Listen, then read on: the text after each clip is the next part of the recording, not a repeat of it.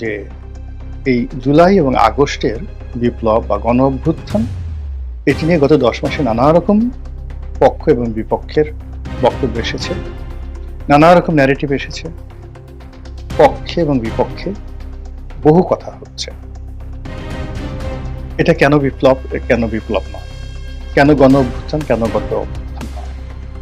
আর এখন যে সরকার আছে, এই সরকার কি বিপ্লবী সরকার নাকি গণ অভ্যুত্থানের সরকার? এই সরকার কি সাংবিধানিক সরকার নাকি বিপ্লবী সরকার? নানা রকম আলোচনা হচ্ছে এবং বড় একটি সাম্রাজ্যের পতনের পরে যে ধরনের বাধা বিপত্তি এবং যে ধরনের অনিশ্চয়তা থাকে একটা দেশ এবং রাষ্ট্রে, তার প্রায় সবগুলোই বহুগুণ বেড়ে বর্তমানে রয়েছে। আমি যখন এই ভিডিও করছি শনিবার, সারা ঢাকার অবস্থা যদি আজকে দেখেন মনে হয় যেন খাবলা খাবলা, বেশিরভাগ এলাকায় লোকজন নেই।